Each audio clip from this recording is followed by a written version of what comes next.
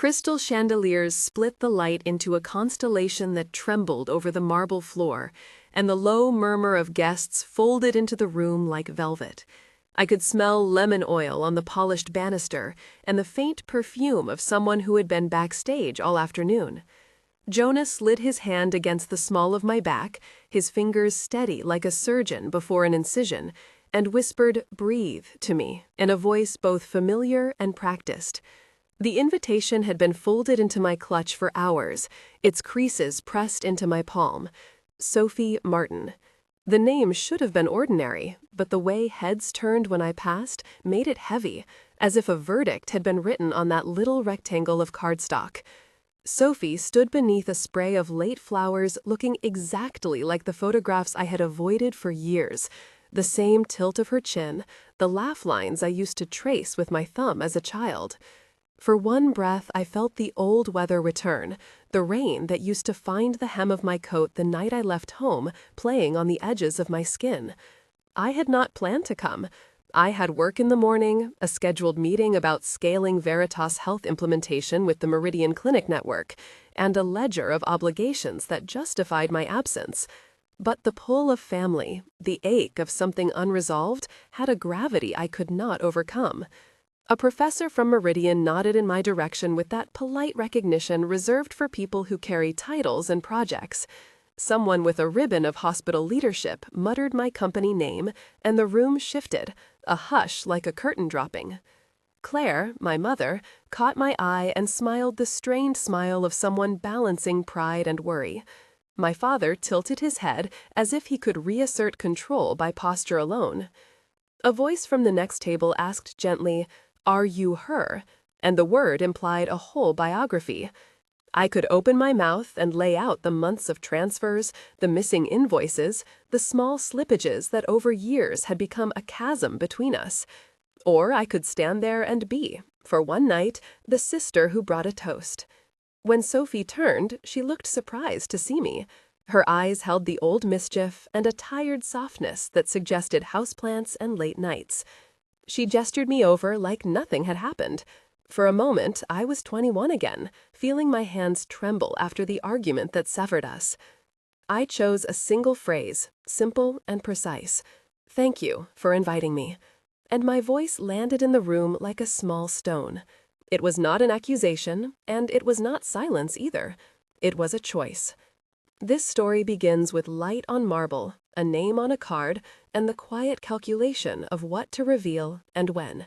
What follows is not spectacle. It is documentation. Of how a secret lived for years in ledgers and in bedrooms, and how the act of bringing it into daylight reshaped reputations, institutions, and the small life I was trying to protect. The groom, Marcus, raised a glass and laughter spilled like coins.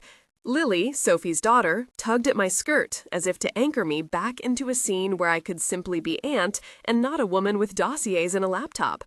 Jonas squeezed my hand and mouthed, "Stay with me," his presence a soft protocol of support. Across the room, someone whispered, "Meridian audit," and the phrase found its way along the tables, a paper wake that widened. I thought of the contracts we had signed to implement electronic monitoring at community hospitals, of the nights I had spent on call reviewing post-operative reports while Sophie baked cakes in a kitchen down the road I used to live in. There is a particular hunger to know which of us kept the receipts and which of us burned the bridges. Tonight, that hunger would begin to take a name. The decision I faced at that doorway was small and enormous at once. Walk up to the head table and lay out everything I knew with the cold math of a ledger, or sit, drink, and pretend the past was a drawer I had closed. My body remembered the old fear of not being believed, the kind that made me keep receipts carefully stitched into a folder labeled evidence. The moment stretched, and I made a choice that would start the chain of events I had long rehearsed in the silence of hotel rooms and on red-eye flights. I did not come to destroy. I came to expose and to protect. There are people at stake beyond my own need for vindication. There are professional consequences that could ripple through a clinic and a research board. I breathed, lifted my glass, and walked toward a table that had the power to break both a family and a reputation. When I reached Sophie's side, she smiled like someone who had forgiven me before I had even asked for it. Around us, the room hummed with conversation and the buttery sound of silverware. A woman with a Bordeaux dress leaned over and said in a bright whisper, "You're Eleanor Martin, right? You spoke at the conference in May." And the name dropped like a pebble that rippled. It was a recognition that carried weight, and in that quiet recognition lay the seeds of what would become a public unraveling. I was in that liminal space where intimacies and institutions touched, where the simple fact of my presence would force others to reckon with what had been hidden. I stepped into that space with my documents closed, but my resolve open. The scene ends with a decision that is also a promise. I could choose drama, or I could choose precision. I chose precision. I would not shout and mourn. A ballroom. I would gather proof, call witnesses, and make a case that a board could not ignore and that a family could not easily dismiss. This narrative will take us from the soft clink of crystal to the fluorescent hum of auditoriums, from a mother's kitchen to a courthouse conference room. It will show how one name on a wedding invitation can unfasten years of silence, and how truth reshapes lives in ways both devastating and redemptive. If you have ever walked into a room and instantly wished you had not, then you are already part of this story. The reception table was a hive of small conversations that turned toward me like compasses. I heard my company name again, and Marcus, the groom, leaned in with a practiced smile and said, "Congratulations on Veritas Health's rollout." I answered with measured warmth, "Thank you. We just started a pilot at Meridian."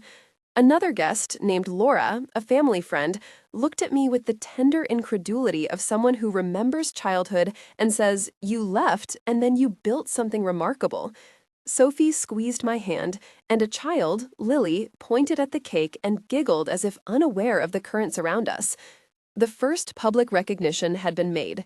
There were smiles, nods, and a whisper of professional pride that would soon collide with family accusation. At that collision line, we would find the first sparks of what became an investigation with consequences far beyond a single wedding night. The ballroom became, in the space of an hour, an archive of glances and names. Small talk seeded larger questions. Had I been keeping secrets? Had Sophie? Who had access to accounts? Each question carried the low rumble of future hearings. I left the floor with a glass half full and a plan half formed. I returned to the seat beside Jonah, who had slid into a chair as if to hold a physical boundary between the night and whatever I planned to do next. The first block of this story is a small eruption. It is the moment when family history and professional life meet under light that does not hide anything, and it sets the pace for the unraveling and the rebuilding that follow. The confrontation at the head table grew faster than any whisper could travel. I moved from laughter toward a conversation that pulled me into a ring of old relatives and new allies, and the air between us tightened. Sophie had been radiant, but there was an edge to her smile that I had not seen in years. Marcus sat rigidly beside her, polite and present, and beside him were people I knew from conferences, from committees, and hospital boards. When a woman named Hannah, Sophie's college roommate, asked with a curious tilt of the head where I had been all these years, the question was simple, but it carried a weight of implication. The room leaned in, and the next exchange happened like a small televised trial. "Elena," Hannah said softly, "we all assumed you were overseas. What brought you back for this?" "I was in Chicago for a meeting," I replied with a smile that hid ledger pages, "but family called and I wanted to be here." "Sophie told me you left in anger," Martin, my father, interjected, his voice a mixture of reproach and bewilderment. "We thought you were estranged." "I left because I needed to build something of my own," I said, making sure my words landed true. "And I have been building Veritas for years." "Veritas?" a surgeon at the next table said. "Is that not the company that implemented the monitoring systems at Meridian?" "Yes," I said, and the recognition rippled, sharpening silence. "People here are stakeholders in that project," Dr. Patel, a physician who had been an early mentor, said and looked at Sophie. "There are records and invoices. The rollout was significant." Sophie laughed too quickly then, and said, light enough for guests not to worry, "We were not expecting any drama tonight." I do not think anyone came for drama, Jonah said calmly, his tone measured. But since so many are connected to the clinic, it might be better to be clear about what you mean. An aunt, Maria, the wedding planner, whose hands were still dusted with confetti, leaned forward and said, "What can you possibly mean by that?" I realized then that the circle had tightened into something like a press. The banquet room atmosphere shifted to that of a committee hearing, where smiles were thin veneers. The exchange continued and became denser with implication when someone from the Meridian board, Professor Allen, stood and said he had received an anonymous note about missing reimbursements and wanted clarification. "Anonymous notes do not make cases," Sophie said sharply, her voice threading between hurt and defense. "They do not," I answered, "but they do make questions. I have documents, Claire. I have bank statements and signed transfer authorizations that show discrepancies over 4 years." "No," my mother said, confusion folding her features. "You must be mistaken." "I am not," I said, and the second hand on the clock sounded louder under the chandeliers. The room hummed with the sound of silver spoons hitting plates. For every nod of recognition of my company, there were 2 frowns that sought to understand the ledger of our family life.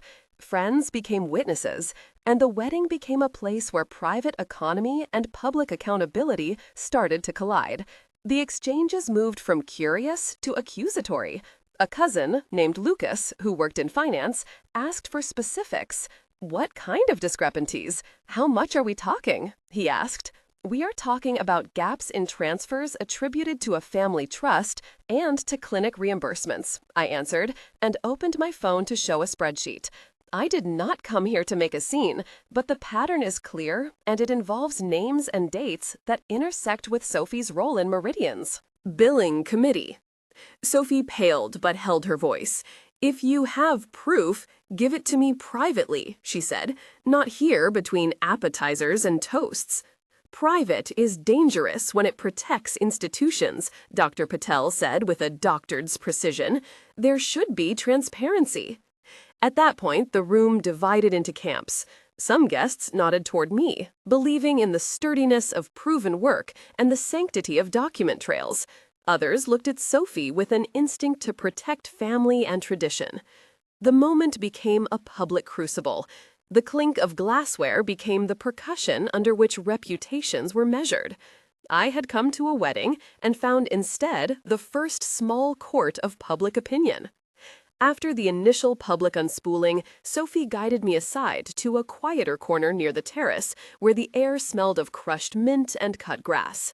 The night was cooler out there, and the sounds of the ballroom softened to a late octave. This was the moment I had anticipated in my plans to expose what I believed had been done recklessly. We spoke close, the way people speak when the room cannot be trusted to carry secrets. "Sophie," I began, "there are records that show reimbursements labeled for supplies that were never purchased." She looked at me, and for the first time in years, I saw a disturbance behind her eyes, a flicker that might be shame or fear. "Elena, you have to understand, we have had to make choices. Meridian needed certain approvals, and sometimes things got creatively coded. It was for the clinic." "Creatively coded is a euphemism for rerouting funds," I said, keeping my voice low. "I can show you the trail. I can show you signatures, Claire." She swallowed and replied quickly, "You always kept your receipts. You left because you could not stand the messiness." Her words landed as an accusation and an explanation. The backstory of my leaving unfolded between us as if it were a shared document revealing edits. I told her nothing new and everything I had to bring this far. The private conversation exposed that whatever had been hidden was larger than either of us had thought.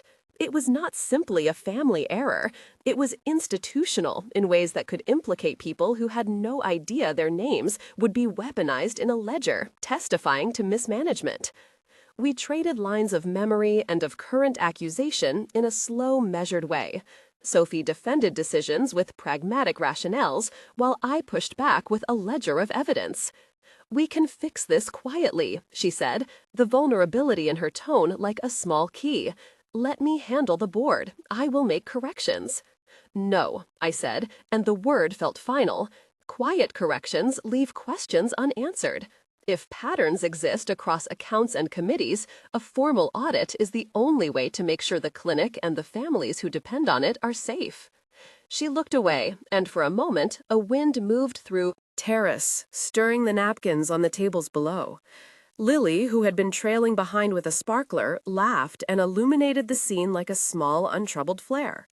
Our conversation ended not with a reconciliatory embrace, but with a promise to take the truth into the light, each of us understanding that our choices would not only shape that wedding night, but the institutional integrity of Meridian and the social fabric of our family. My backstory is a series of rooms connected by a hallway where I left at 21. I grew up in a small house where accounts were kept in a shoebox, and pride in work was declared in the dinner stew. My mother, Claire, taught me to count beans and receipts with the same tenderness she used to mend a torn dress. My father, Martin, practical and silent, believed in authority and in the preservation of family image. I left home with a scholarship to a technical university, learned to code medical software, and then worked nights in clinics to pay for my certification. By my late 20s, I had started a company to help small hospitals implement monitoring systems for postoperative care, convinced that better data meant safer recoveries. The rupture happened over an argument about honesty and survival. Sophie sided with my parents, accusing me of being cruelly ambitious. I left with a bag and a folder of invoices, promising myself I would never let my work be undermined by family secrets again. Those years were shaped by late-night calls with mentors like Dr. Patel, who taught me how to translate clinical needs into technological protocols. I built Veritas Health implementation on a foundation of meticulous documentation and a stubborn belief that transparency mattered. The present is the product of that training. I run a company that coordinates electronic monitoring across networks, negotiates contracts, and oversees compliance with clinical protocols. I am not naive about power. I know how systems can hide error and intentional misdirection. This backstory matters because the conflict at Sophie's wedding is not merely familial. It is where my training, my obsession with documentation, and my insistence on transparency collide with a culture that sometimes prioritizes appearances over process. The missing funds and the coded ledgers are not sideshows. They are threats to patient safety and to the credibility of the very institutions we built our lives around. Whatever unfolded that night would force me to reconcile the woman who left the house and the woman who now signed contracts that affected entire communities. The past had taught me to keep receipts and to keep friends like Dr. Patel and David Rios close, because you never knew when you would need counsel from a clinician and a lawyer. After the terrace conversation, I stepped away to maintain dignity and composure. I walked into the reception area where relatives gathered like constellations and took a seat with Jonah, who had become my quiet backbone. The exit from the head table was done with the same care I used to leave operating rooms when there was unfinished business. I hugged my niece Lily and let the scent of frosting and lemon linger like a memory. My mother, Claire, approached me with eyes that flooded and said, "We can talk later." I nodded and said yes, but inside I had already moved into action. The immediate response was practical. I collected the texts and emails that had been exchanged with Meridian contacts. I retrieved the spreadsheet I had started months ago and hid it under a napkin. The scene with Lily was short and tender. She held my thumb and asked a small child question, "Who is that lady?" And I said, "She is my sister." And for a second, everything was quiet. The exit strategy had been rehearsed. I left in a way that preserved ceremony but did not allow time for rumor to harden. I promised myself I would not weaponize the evening with a public collapse. I would wait, gather evidence, and call upon those whose expertise I trusted. The first consequence was social. People took sides, late-night messages circulated, and my father asked to speak privately. The second consequence would be professional. When whispers of Meridian audits reached people who had influence over our contracts, it triggered a chain that could result in formal reviews. I made a choice that night to be measured and to let strength be precise rather than performative. Back at my office the next morning, the air smelled of coffee and the hum of servers.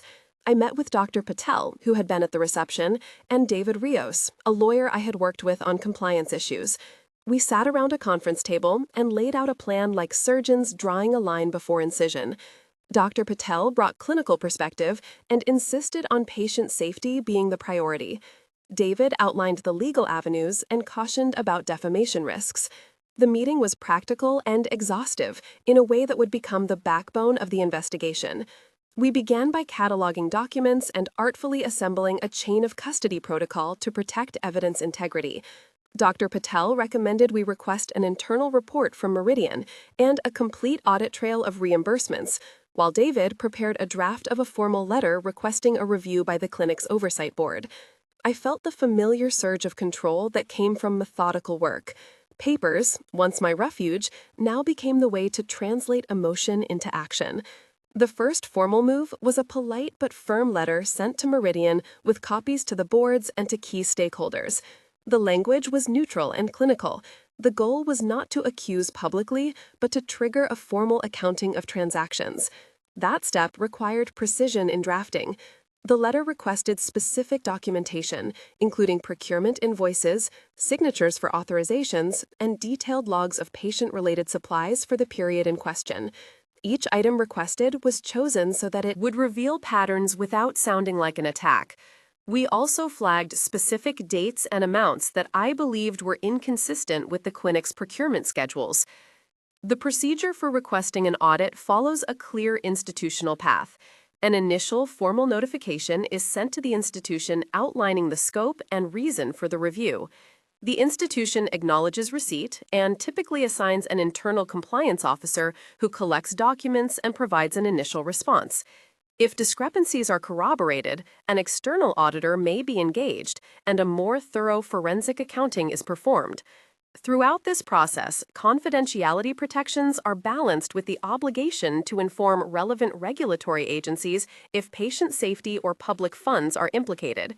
This sequence is both legal and technical, and it is designed to translate suspicion into verified evidence.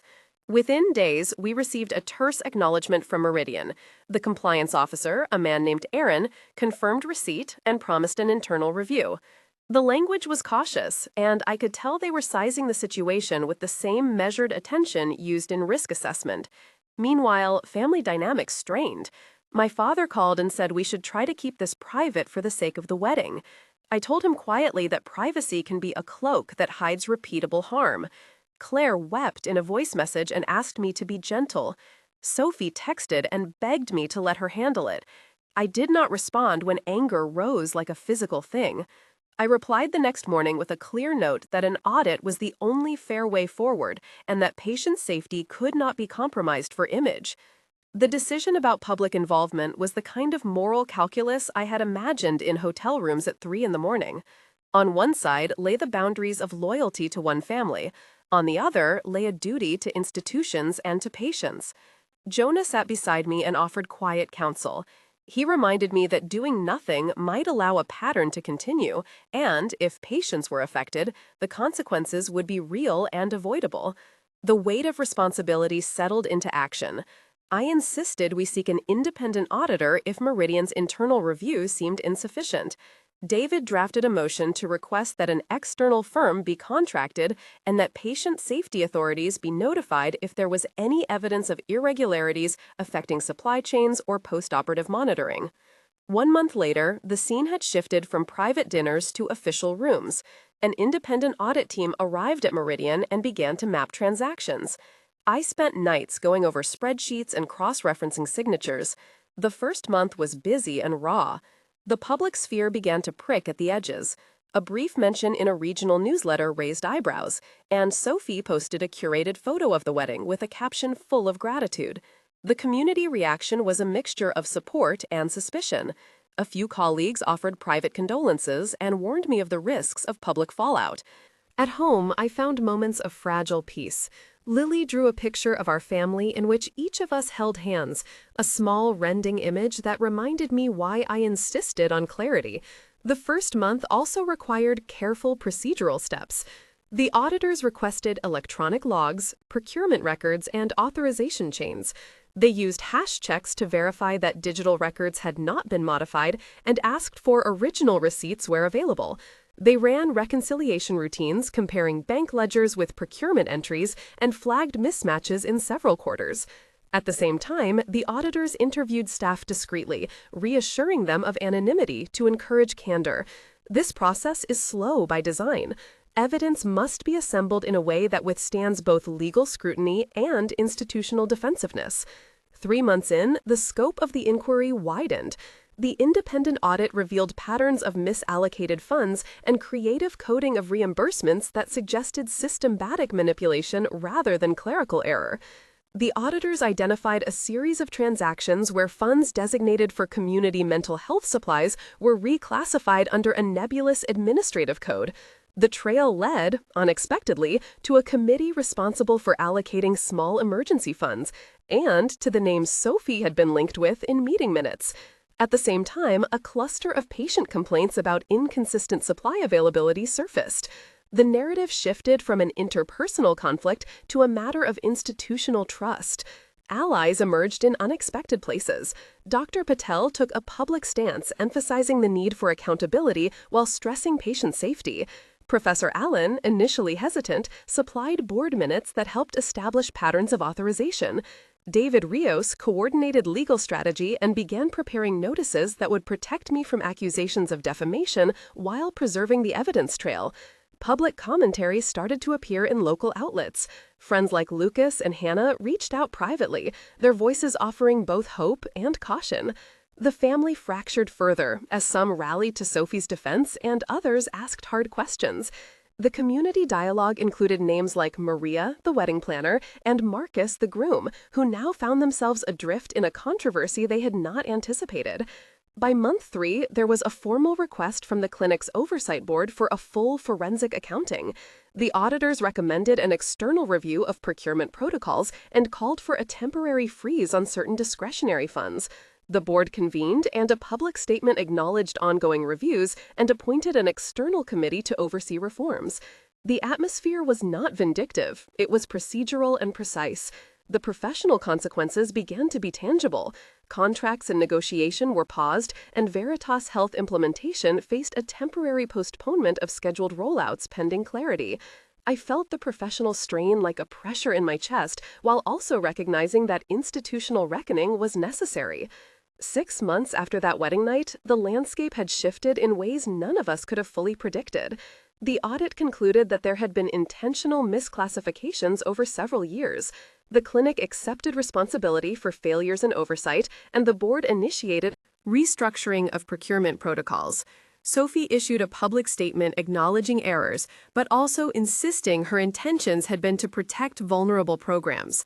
The town received a report that included recommendations for implementing stronger monitoring and for creating an independent procurement oversight role. I helped facilitate a small fund intended to support continuity of care while the clinic restructured. We established a provisional scholarship for nursing students to ensure that patient services did not suffer during the transition. The 6-month mark was also personal. Our household found new rhythms. Lily brought me a sprout she had planted in a small pot and asked if I wanted to keep it. I said yes and placed it on the kitchen sill where light could reach it. That pot became my daily reminder of growth that requires tending, not reckoning alone. Professionally, Veritas Health Implementation was invited to consult on the new procurement protocols and to provide implementation support for monitoring systems designed to prevent the kinds of misallocations exposed in the audit. This was not triumphal. It was practical work born of necessity and accountability. The clinic and the community were not healed overnight, but structures were rebuilt with attention to transparency. Throughout the months, the legal and procedural technicalities demanded precision. The forensic accounting involved tracing microtransactions, reconciling bank manifests with procurement slips, and auditing authorization chains across committees. This required both legal subpoenas and consented disclosure. Patient safety authorities reviewed supply logs to ensure continuity of care and recommended temporary monitoring of certain postoperative wards.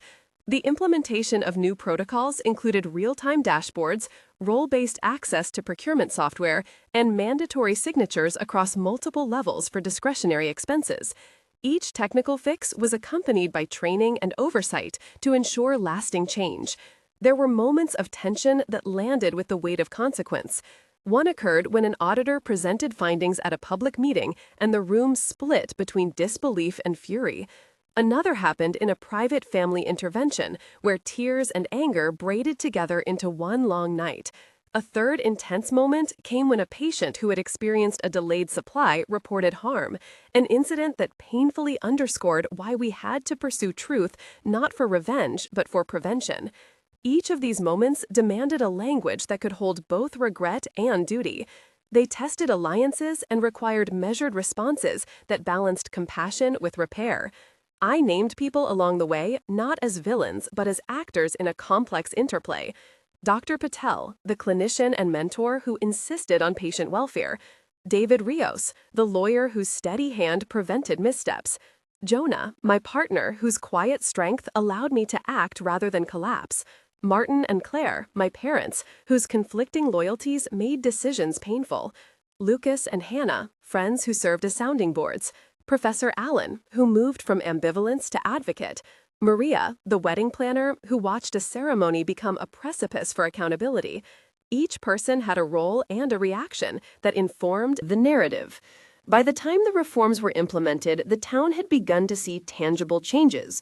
Procurement codes were clearer. An oversight committee with independent members was installed. A scholarship fund named for community health supported 2 nursing students in their first year.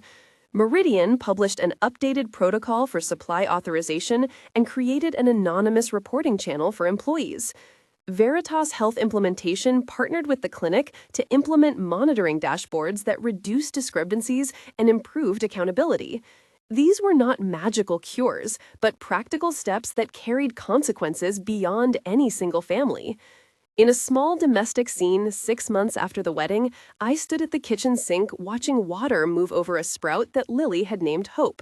The house smelled like lemon oil and damp earth.